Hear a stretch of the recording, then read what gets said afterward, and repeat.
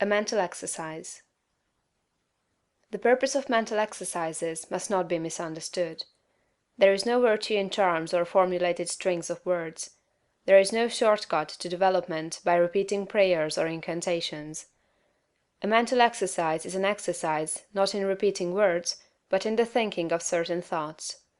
The phrases that we repeatedly hear become convictions, as Goethe says, and the thoughts that we repeatedly think become habitual, and make us what we are.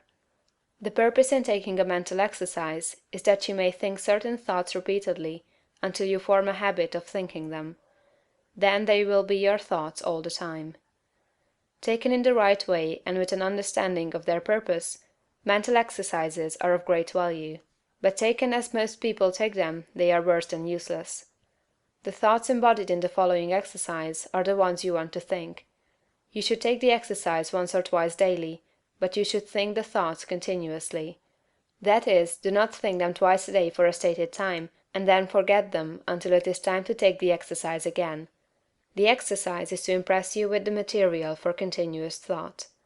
Take a time when you can have from 20 minutes to half an hour secure from interruption, and proceed first to make yourself physically comfortable.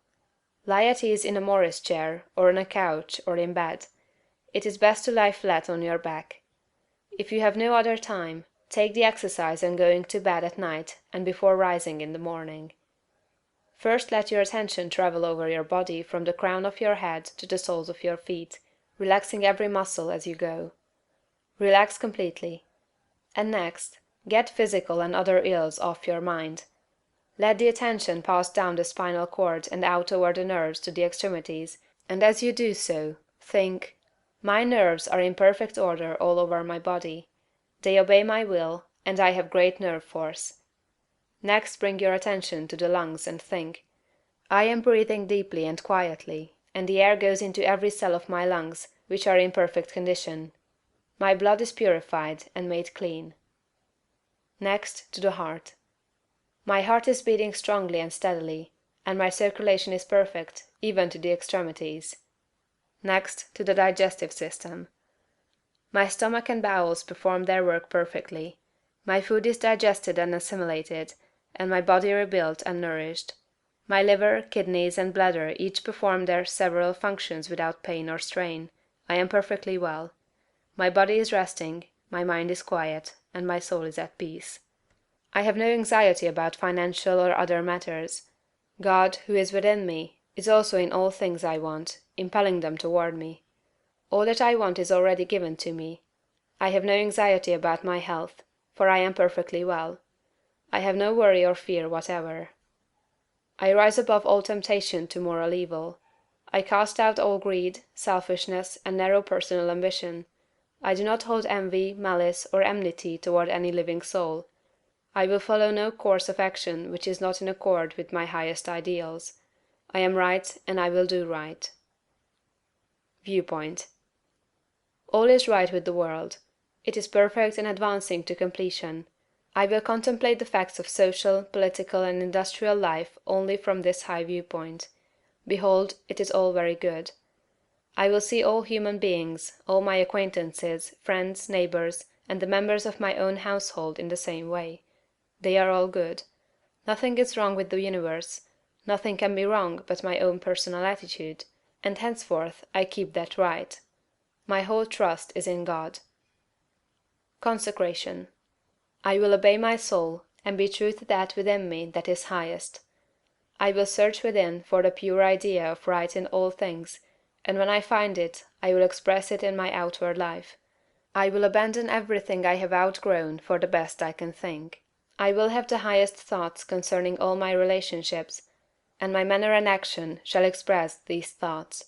I surrender my body to be ruled by my mind. I yield my mind to the dominion of my soul, and I give my soul to the guidance of God. Identification. There is but one substance and source, and of that I am made, and with it I am one. It is my Father. I proceeded forth and came from it. My Father and I are one, and my Father is greater than I, and I do his will. I surrender myself to conscious unity with pure spirit. There is but one, and that one is everywhere. I am one with the eternal consciousness. Idealization. Form a mental picture of yourself as you want to be, and at the greatest height your imagination can picture.